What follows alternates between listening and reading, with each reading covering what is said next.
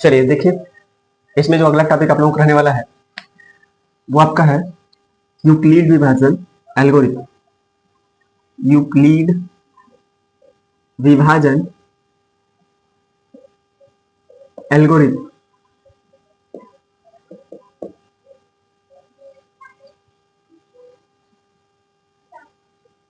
Euclid विभाजन algorithm, या इसे आप एक अन्य नाम से भी जानते हैं,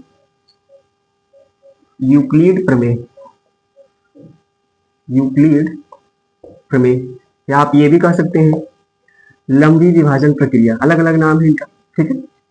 लंबी विभाजन प्रक्रिया, ठीक है। चलिए समझते हैं।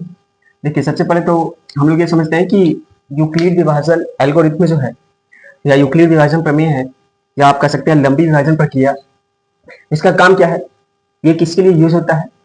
तो आप ध्यान रखेंगे कि इसका रोल किन्हीं भी धनात्मक पूर्णांकों का, दो या दो से अधिक धनात्मक पूर्णांकों का एचसीएफ ज्ञात करने के लिए हम लोग किसका प्रयोग करते हैं, यूक्लिड विभाजन प्रमेय का।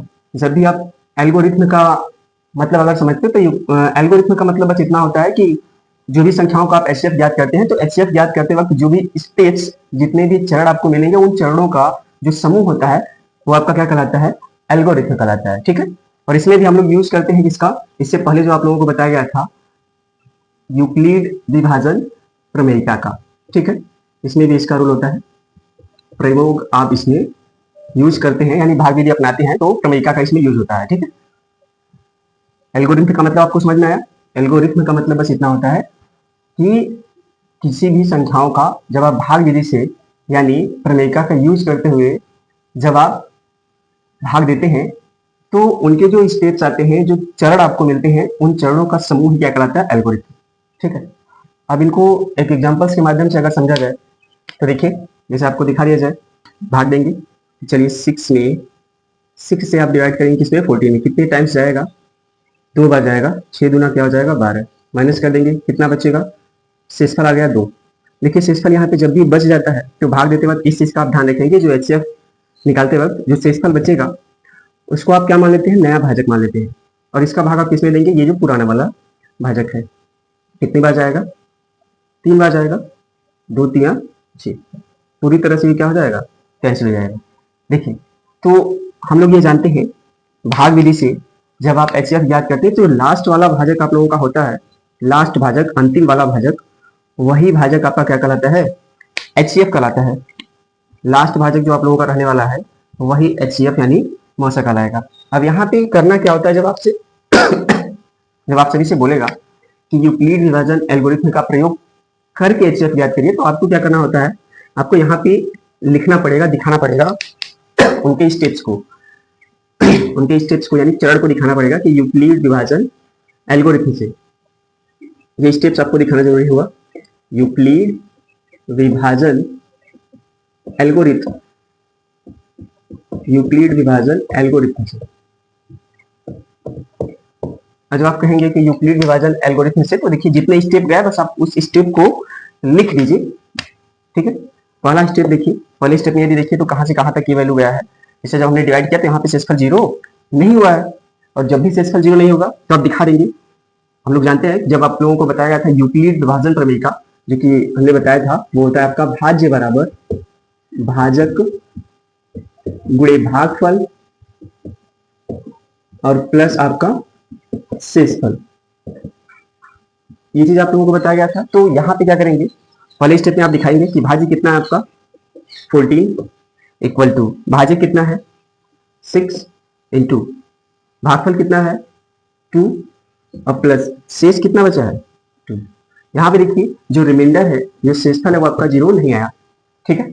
अगला स्टेप, यदि दूसरे स्टेप में देखिए, दूसरे चरण में आप देखते हैं, तो दूसरे चरण में हम लोगों का कहां से स्टार्ट है, यहां से।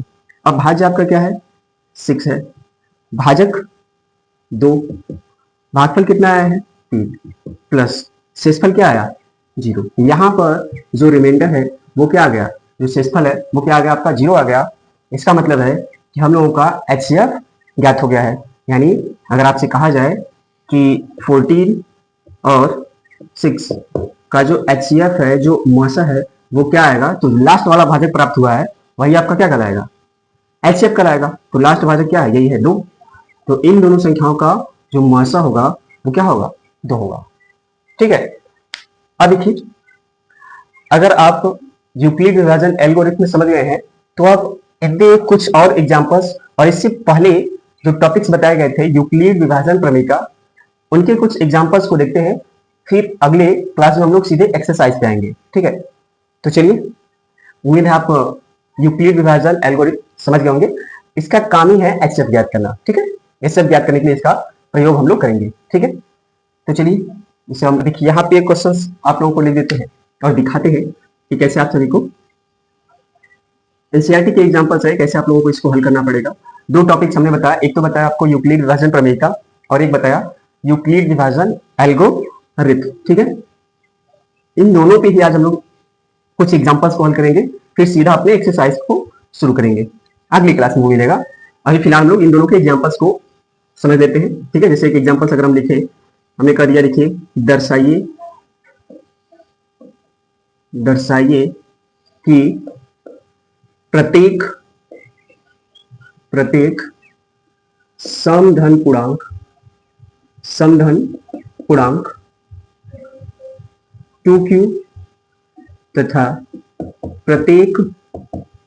2q तथा प्रत्येक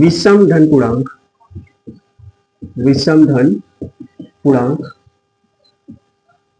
2q+1 के रूप का होता है। ऐसा आपको दिखाना है। एक क्वेश्चन में लिख दिया कि दर्शाइए कि प्रत्येक समधन पूर्णांक 2q तथा प्रत्येक विषम धन पूर्णांक 2q+1 के रूप का होता है। जब भी आप ऐसे क्वेश्चंस को देखेंगे तो सबसे पहले हम लोग कुछ मानेंगे, ठीक है, कि वह धन पूर्णांक है क्या। तो चलिए इसका सलूशन देखते हैं। मान लेंगे कि माना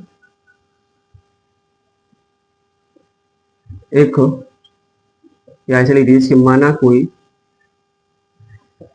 धन पूर्णांक a तथा b बराबर 2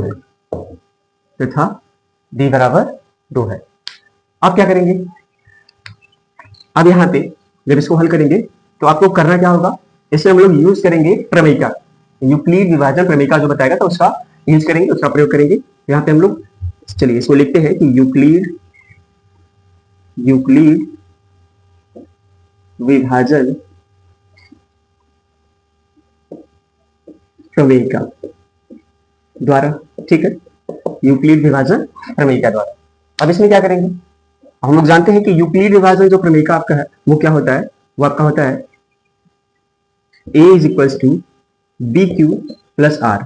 जहां पे एक शर्त होता है, जहां ये आपको ध्यान रखना होता है कि r जो होता है, जो रिमाइंडर होता है, शेषफल जो होता है, वो 0 के तो बराबर या उससे बड़ा, लेकिन भाजक b से क्या होता है, छोटा। a = bq+r, जहां r जो होता है, ये स्टेटमेंट है यूक्लिड विभाजन प्रमेय का, जहां पे r जो होता है वो 0 के बराबर या उससे बड़ा, लेकिन भाजक b से हमेशा छोटा होगा, क्या, शेषफल आपका। ठीक है। अब यहाँ पे क्या करेंगे, अब यहाँ पे जो b का वैल्यू आपने क्या लिया है, 2 लिया है, ठीक है। तो यहाँ पे आप इसको रखिए, देखिए क्या निकल के आता है।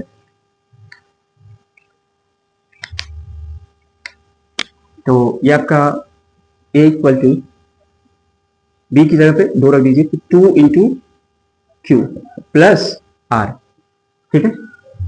यानी a का वैल्यू क्या निकल के आ जाएगा, 2q + r, जहां r जो होगा वो आप क्या लेंगे, 2 से छोटा, भाजक b से हमेशा छोटा रहेगा, तो 0 एक वैल्यू होगा और क्या होगा, 1 होगा, ठीक है।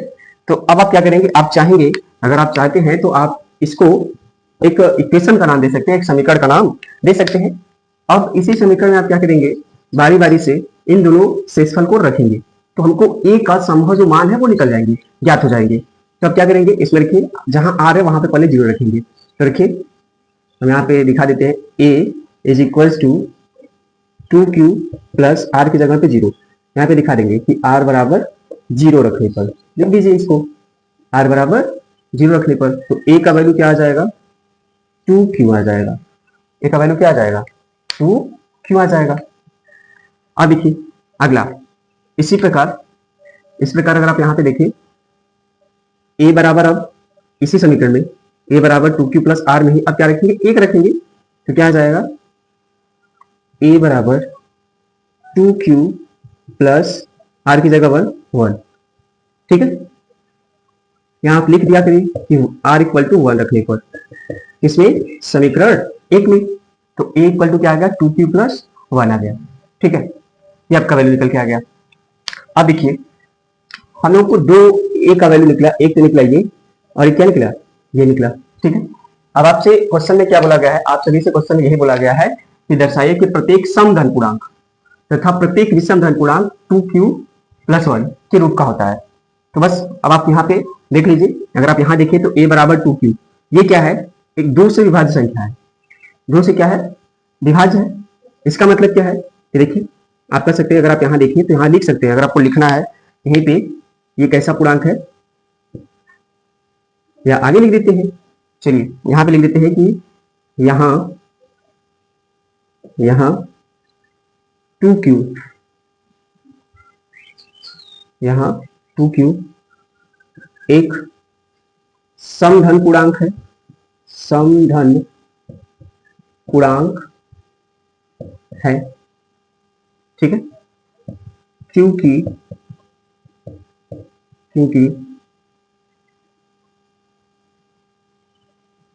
2 से विभाज्य है, 2 से विभाज्य तथा 2q प्लस 1 एक विषम धन पूर्णांक है, विषम धन पूर्णांक है। अब विषम धन पूर्णांक क्यों है, विषम धन पूर्णांक इसलिए है क्योंकि 2 से विभाज्य नहीं है, 2 से विभाज्य नहीं है, इसलिए क्या है, विषम धन पूर्णांक है। देखिए यहाँ पे जो 2q है, 2q ये 2 से विभाजित है, इसलिए समधन पूर्णांक हो जाएगा, और 2q प्लस 1 यह 2 से विभाजित नहीं है, इसलिए क्या होगा, 2 से विभाज्य नहीं होगा। और हम लोग जानते हैं ऐसा कि भाई अगर कोई संख्या सम कब कहलाता है, जब वह 2 से पूरी तरह से डिविजिबल होता है, विभाजित होता है, तो समधन होता है, ठीक है, यानी समधन पूर्णांक कर सकते हैं आप। और विषम संख्या कब हो जाएगा, या विषम धन पूर्णांक कब होगा, जब वह 2 से विभाजित नहीं होगा, उस समय आप कहेंगे वह क्या है, एक विषम धन पूर्णांक है। लास्ट में आप यहां लिख सकते हैं कि अतः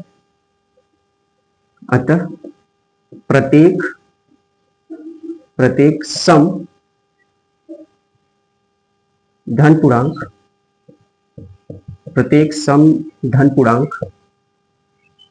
2q तथा विषम धन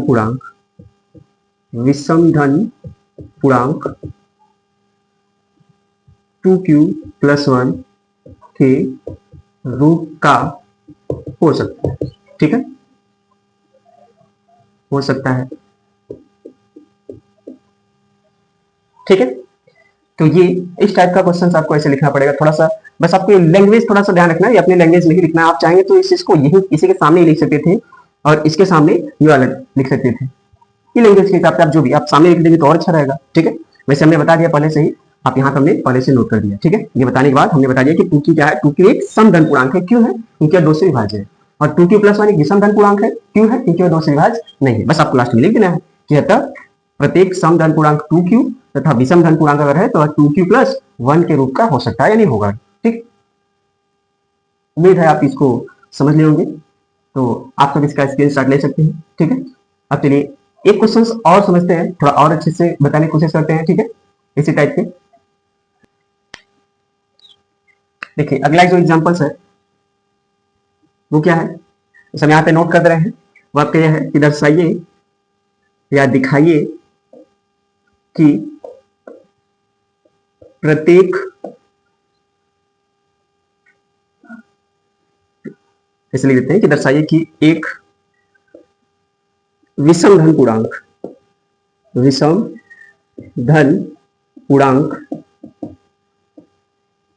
2q प्लस 1, 2q की जगह 4q कर दीजिए, 4q प्लस 1 तथा 4q प्लस 3 के रूप का होता है। ठीक है, दर्शाइए कि प्रत्येक या एक विषम धन पूर्णांक 4q प्लस 1 या फिर 4q प्लस 3 के रूप का होता है। अब देखिए यहां भी हम लोग क्या करेंगे, जब इसका हल देखेंगे तो इसमें भी हम लोग प्रमेयिका का यूज करेंगे। ठीक है, इसका सोल्यूशन, इसका हल देखेंगे तो इसमें भी हम लोग क्या करते हैं, प्रमेयिका जो बताया गया उसका रोल करने वाले हैं। तो सबसे पहले हम लोग क्या करेंगे, मानेंगे कि वह विषम धन पूर्णांक है क्या। मान लेंगे कि माना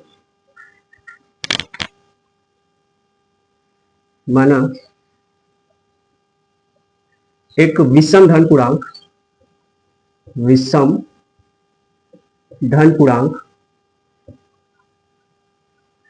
a तथा b इज इक्वल टू 4 है, ऐसा हमने मान लिया। ठीक है, कि आपका एक विषम धन पूर्णांक क्या है, a है तथा b इक्वल टू क्या है, 4 है। अब क्या करना है, अब हम लोग यहाँ पे नोट करेंगे कि यूक्लिड विभाजन प्रयोग करेंगे, किसका, यूक्लिड विभाजन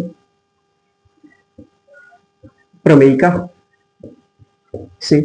ठीक है, यूक्लिड विभाजन प्रमेयिका से ये क्या होता है, ये आपका ये होता है a is equal to B Q plus R, जहां r जो होता है वो शेषफल होता है, वो 0 के बराबर या उससे बड़ा, लेकिन b यानी भाजक से क्या होता है, छोटा होता है। ठीक है, अब यहाँ पे क्या करेंगे, अब यहाँ पे जो b का वैल्यू आप 4 लिए हैं वो रख दीजिए इसमें। ठीक है, इस स्टेटमेंट के इस कथन में रख दीजिए, तो क्या होगा, a is equal to b की जगह 4, तो 4q प्लस r। अब यहाँ पे r का कितने वैल्यू संभव होंगे, भाजक b से छोटा r का वैल्यू क्या क्या सकता है, 0 1 2 3, ये सभी होंगे। ठीक है, अब देखिए आप क्या करिए, आप इसको चाहेंगे तो एक इक्वेशन का नाम दे सकते हैं, a is equal to 4q plus r, इसको एक समीकरण का नाम दे दिए। अब देखिए अब क्या करना है, ये जो शेषफल आपको दिख रहा है 0 1 2 और 3, इनको बारी बारी से इन इक्वेशन में पुट करिए, रखिए, जिससे क्या होगा, जिससे हम लोग को a का कितना वैल्यू संभव हो सकता है वो पता चल जाएगा। तो क्या करेंगे, चलिए इस इक्वेशन में r इज इक्वल टू 0 रखने पर किसमें, इसमें देखिए, तो a इक्वल टू क्या आएगा, 4q प्लस r की जगह 0, तो a का वैल्यू क्या आ जाएगा, 4q। ठीक है, दूसरा फिर क्या करेंगे, अब r इज इक्वल टू 1 रखने पर 1 रख दीजिए, तो क्या हो जाएगा, a is equal to 4q plus 1। ठीक है, ये एक अगला मान आ गया। इसी प्रकार r इज इक्वल टू क्या रख देंगे, 2 रख देंगे, 2 रखने पर रखिए समीकरण 1 में ही, तो a इज इक्वल टू क्या आ जाएगा, 4q प्लस 2। इसी प्रकार अगला r इक्वल टू आप क्या रख देंगे, 3 आप रख लीजिए, 3 रखने पर तो क्या आएगा, a का value a is equal to 4q plus 3।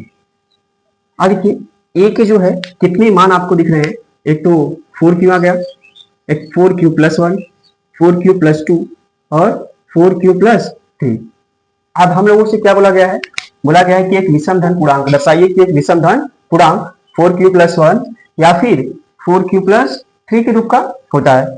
अब चलिए देखते हैं। अब यहां पे देखिए, अगर हम बात करें 4q और 4q प्लस 2, ठीक है, क्या नोट करते हैं, यहां 4q और क्या 4q प्लस 2 एक 4q और 4q प्लस 2 समधन पूर्णांक है, समधन पूर्णांक है। अच्छा, क्यों है समधन पूर्णांक, क्योंकि इन दोनों में एक उभयनिष्ठ गुणनखंड 2 दिख रहा है, यानी दोनों ही संख्याएं 2 से विभाजित हैं, और जो भी संख्याएं 2 से विभाजित होती हैं वो क्या होती है, सम संख्या होती है, समधन पूर्णांक होगी। तो यहां लिख दीजिएगा रीजन में कि 4q और 4q प्लस 2 एक समधन पूर्णांक है। क्यों है, क्योंकि ये 2 से विभाज्य है, 2 से क्या है आपकी विभाज्य है, इसलिए क्या है 4q और 4q प्लस 2 क्या है आपका समधन पूर्णांक है। हम लोगों से ये पूछा नहीं गया, हम लोगों से क्या पूछा गया, हम लोगों से पूछा गया है कि दर्शाइए कि एक विषम धन पूर्णांक 4q+1 या फिर 4q+3 के रूप का होता है। तो अब आप यहां इसको दिखा सकते हैं कि अतः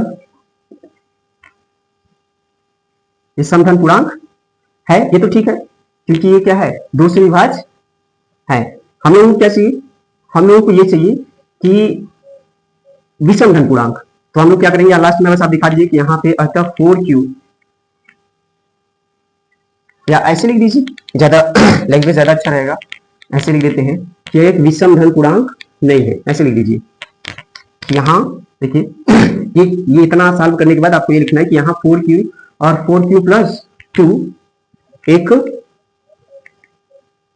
विषम धन पूर्णांक, ऐसे लिख देते हैं, ज्यादा अच्छा रहेगा, एक विषम धन पूर्णांक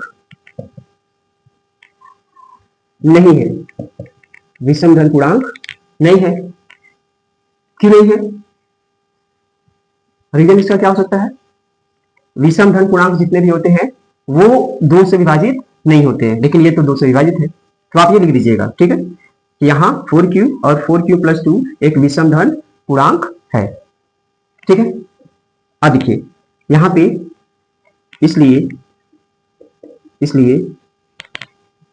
4q+1 तथा 4q+3 एक विषम धन पूर्णांक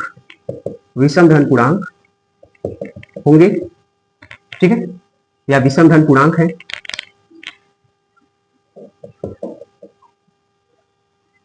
यही लिख दीजिए, चलिए, कि इसलिए 4q+1 और 4q+3 विषम धन पूर्णांक होंगे।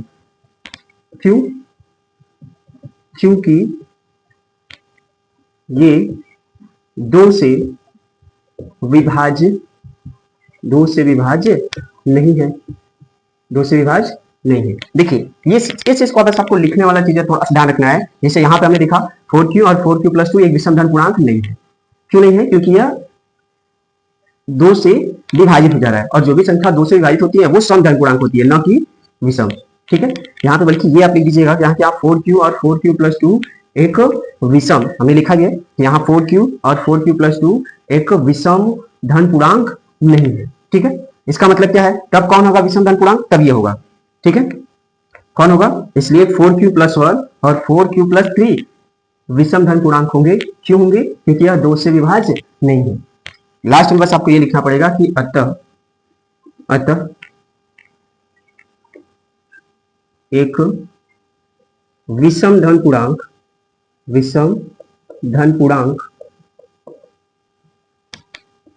4q+1 और 4q+3 के रूप का होगा या हो सकता है, ठीक है। अतः कोई भी विषम धन पूर्णांक या एक विषम धन पूर्णांक 4q+1 4q+3 के रूप का हो सकता है, ठीक है, या होगा। तो आप ये ध्यान रखेंगे, इस प्रकार आपको ये करना पड़ेगा, कुछ करना नहीं है ज्यादा, इसलिए बस आपको दिखाना होता है। मान लीजिए कि माना कि एक विषम धन पूर्णांक a है तथा b बराबर क्या लेना है, 4 लेना है। क्या करना है, यूक्लिड विभाजन प्रमेय का प्रयोग करना है, और हम लोग जानते हैं यूक्लिड विभाजन प्रमेय क्या होता है, a = bq+r, जहां r जो आपका होता है वो 0 के बराबर या उससे बड़ा, लेकिन भाजक b से क्या होता है आपका छोटा होता है। अब आपको करना क्या होता है कि जो भाजक है, जैसे भाजक आपका क्या है 4 है, तो आप इसी इक्वेशन में, ठीक है, ये जो स्टेटमेंट आपको प्राप्त है, जो मिला है, जो हम लोग जानते हैं, b की जगह कोई रख देंगे, ठीक है, 4, तो a = क्या हो जाएगा 4q+r। इसको एक समीकरण का नाम दे सकते हैं, ठीक है, हमने एक समीकरण मान लिया, थोड़ा इजी हो जाएगा।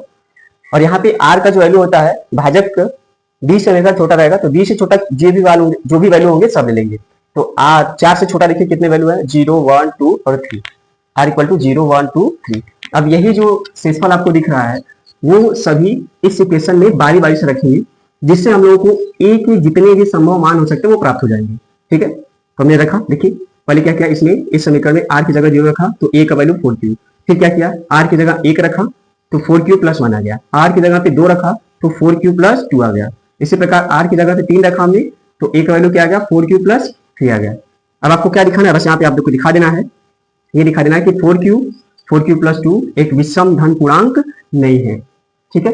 अब ये लिखने भी आना चाहिए। क्यों नहीं है? क्योंकि यह 2 से विभाजित हो रहा है, और जो भी 2 से विभाजित होता है वो समधन पूर्णांक होता है, ना कि विषम। ठीक है, इसलिए हमने लिख दिया कि यहाँ 4q और 4q + 2 एक विषमधन पूर्णांक नहीं है। ठीक है, इसलिए तब कौन सा होगा? तब 4q + 1 और 4q + 3 एक विषमधन पूर्णांक होंगे। क्यों होंगे? क्योंकि यह 2 से विभाज्य नहीं है। इसलिए लास्ट में बस आपको लिख देना है क्वेश्चन के अनुसार, यतः एक विषमधन पूर्णांक 4q + 1 4q + 3 के रूप का हो सकता है। चलिए अब हम इसे करते हैं इरेज। अब इसके बाद देखिए, अब हम लोग जो यूक्लिड विभाजन एल्गोरिथ्म पढ़े थे, अब उन पर आधारित क्वेश्चंस देख लेते हैं। कुछ उनके जो क्वेश्चंस है वो किस प्रकार आप लोगों को पूछे जाते हैं एग्जाम में। ठीक है, चलिए यहाँ पे हम क्वेश्चंस आप लोगों को दिखा देते हैं, इस प्रकार रहने वाला है। एग्जाम्पल्स की बात करते हैं। ठीक है, तो देखिए आपसे बोलेगा क्वेश्चन में कि यूक्लिड विभाजन प्रमेय का, यूक्लिड विभाजन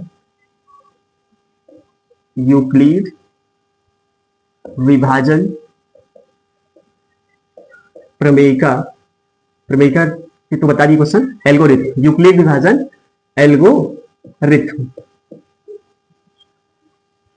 का प्रयोग करके HCF यानी मॉस ज्ञात कीजिए।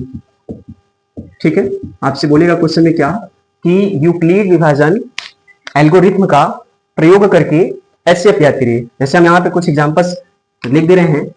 पहला जैसे हमने लिख दिया 135 और 225। ठीक है, उसके बाद अगला हम लिख रहे हैं 430 और 130। ठीक है, ये 420 कर दीजिए। अब देखिए, अब यहाँ पे इनको समझते हैं। जैसे पहला, ठीक है, इसका सोल्यूशन देखिए किस प्रकार आप करने वाले हैं। ठीक है, क्या है 135 और आपका है 225। चलिए प्रमेयिका का प्रयोग करते हुए यानी भाग विधि का प्रयोग करते हुए इसको हल करते हैं। तो क्या करेंगे, 135 का अब भाग करेंगे किसमें, 225 में। कितनी बार जाएगा, एक बार जाएगा। घटा देंगे फिर, देखिए 5 में से 5 तो 0 और 12 में से 3 9। ठीक है, शेषफल 0 नहीं हुआ, तो जो शेषफल आपका आता है उसको आप क्या मान लेते हैं, भाग देते वक्त। HCF ज्ञात करने के लिए ये जो भाजक, जो आपका HCF बचा है उसको आप नया भाजक मान लेते हैं, और जो पुराना वाला भाजक था इसको आप क्या मान लेते हैं, भाज। यानी 135 में अब आप क्या करेंगे, 90 से डिवाइड करेंगे। ठीक है, तो 90 का 135 में भाग करेंगे, कितनी बार जाएगा, एक ही बार जाएगा। अब इसको कर देंगे माइनस करिए, देखिए क्या आएगा, 5 में से 0 तो 5, 13 में से 9 4। यहाँ भी आपका शेषफल 0 नहीं हुआ। जब शेषफल 0 नहीं हुआ तो फिर इसको क्या मान लेंगे, वही काम रिपीट करेंगे। 45 को आप क्या मान लेंगे, आप नया भाजक, और जो पुराना वाला इससे पहले भाजक था वो क्या हो जाएगा आपका, वो हो जाएगा भाज। ठीक है, अब इसका भाग करिए, देखिए कितनी बार जाएगा, 45 गुना 90, पूरा कैंसिल हो जाएगा। ठीक है, यहाँ पे शेषफल आपका क्या आ गया, 0। अब क्या करेंगे, अब आपको यहाँ पे ये एल्गोरिथम को दिखा देना है, यानी उनके स्टेप्स जो है वो आपको दिखाना पड़ेगा। तो अब आप यहां लिख दीजिए कि यूक्लिड विभाजन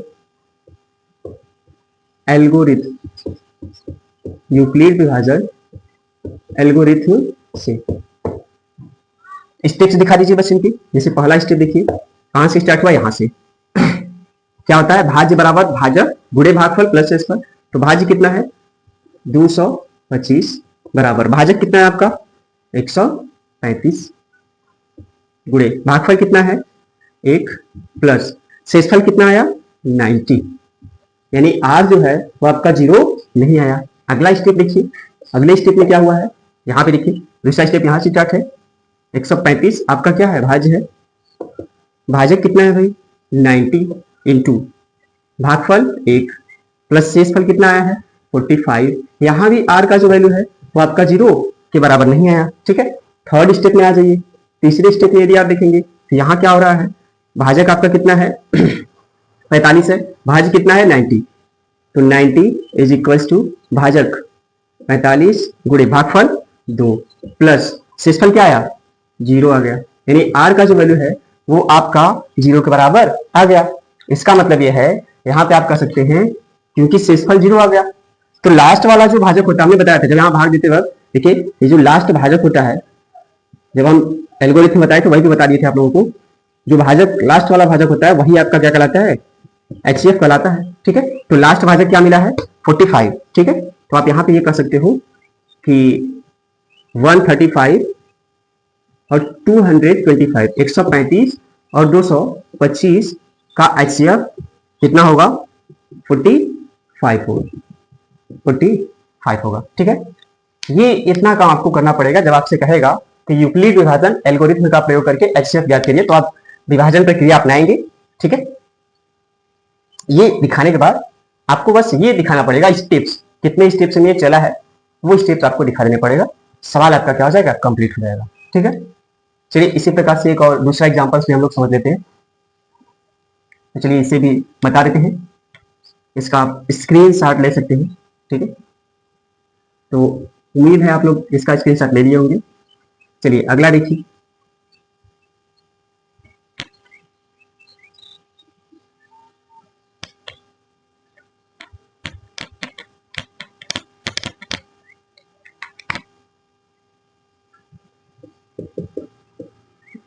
क्वेश्चन नंबर सेकेंड, वो क्या है, 420 और 130।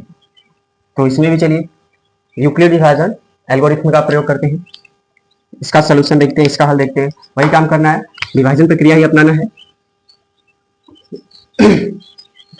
130 का आप भाग करेंगे जिसमें 420 में, कितनी बार जाएगा, 13 या 39, 3 बार जाएगा, 390 आ जाएगा। माइनस करिए, 0 में से 0 तो 0, 12 में से 9 3 आ जाएगा, 2 में से 9 तो घटेगा नहीं तो बगल से यहाँ से ले लेगा। ठीक है, 12 हो जाएगा, 12 में से 9 3, कितना बच गया, 30 बच गया। ये क्या है, आपका शेषफल है, और जहां शेषफल बचेगा इसको आप क्या मान लेते हैं, इसको आप नया भाजक मान लेते हैं, और जो पुराना वाला भाजक है या जो था, ठीक है, उसको आप क्या मान लेंगे, नया भाज्य मान लेंगे, यानी 130 को आप भाज्य मान लेंगे। तो आप क्या करेंगे, अब 30 का 130 में भाग करेंगे, कितने बार जाएगा, 4 बार, 3 चौके 12, 120 आपका आ जाएगा। माइनस कर लीजिए, 0 में से 0, 3 में से 2 1, यहाँ भी शेषफल 0 नहीं हुआ, तो आप इसे फिर वही काम रिपीट करिए, कब तक, जब तक शेषफल 0 ना हो जाए। तो अब आप क्या करेंगे, 10 का भाग करेंगे किसमें, 30 में, कितनी बार जाएगा, 10 तिहाई 30, देखिए माइनस कर देंगे, 0 आ गया। फिर अब आपको क्या करना है, बस आपको स्टेप्स दिखा देना होगा। तो आप दिखाएंगे यहाँ पे कि यूक्लिड विभाजन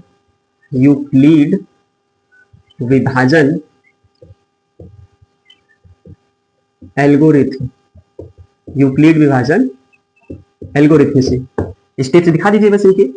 पहला स्टेप देखिए ये है, तो क्या होगा, भाज्य बराबर, भाज्य क्या है, 420। ठीक है, भाज्य बराबर भाजक ये है 130 गुणे भागफल क्या है 3, अब प्लस शेषफल कितना आया है 30, यानी शेषफल यहाँ पे 0 नहीं हो, तो आप यहाँ दिखा सकते हैं कि r जो है, यानी जो रिमाइंडर है वो 0 के बराबर नहीं है। दूसरे स्टेप में देखिए, दूसरा जो चरण है इसका, दूसरे चरण में क्या हो रहा है, भाज्य कितना है 130, तो 130 बराबर, ठीक है, 130 बराबर क्या हो जाएगा, भाजक 30 गुणे भागफल क्या है आपका 4, प्लस शेषफल क्या है 10 आ गया। यहां भी आप देख रहे हैं कि जो आपका शेषफल है वो 0 के बराबर नहीं आया। अगला स्टेप देखिए, तीसरे स्टेप में यदि आप देखिए तो यहाँ पे क्या हो रहा है, 30, भाज्य क्या है आपका 30 है, ठीक है, और देखिए इसका जो भाजक है वो क्या है 10, भागफल क्या है 3, और प्लस शेषफल क्या आया 0, यानी जो रिमाइंडर आया, जो शेषफल आया वो क्या आ गया 0 के बराबर आ गया। और हमें बताया था कि भाग देते वक्त जब शेषफल 0 हो जाएगा तो जो लास्ट वाला आपका भाजक होता है, जो लास्ट भाजक होता है वही उन संख्याओं का क्या होता है, HCF होता है। इसका मतलब क्या है कि 420 और 130 का HCF का मौसर कितना आ गया, लास्ट वाला भाजक। तो लास्ट वाला भाजक आपको दिख ही रहा है कितना 10, तो 10 क्या होगा, इन दोनों संख्याओं का क्या होगा HCF। जब भी आपसे कहा जाएगा क्वेश्चन में कि यूक्लिड विभाजन एल्गोरिथम का प्रयोग करके सब याद करिए, तो ये भाग विधि अपनाते हुए जो स्टेप्स आपको प्राप्त होंगे उनको दिखाना पड़ता है। ठीक है, तो उम्मीद है आप सभी को यूक्लिड विभाजन प्रमेय का और यूक्लिड विभाजन एल्गोरिथ्म का प्रयोग करते हुए जो भी क्वेश्चन हमने बताया, एग्जाम्पल्स बताया, वो आप लोगों को समझ में आया होगा। आज की क्लास को हम लोग यहीं पे समाप्त करते हैं। मिलते हैं अगली क्लास में एक्सरसाइज के साथ।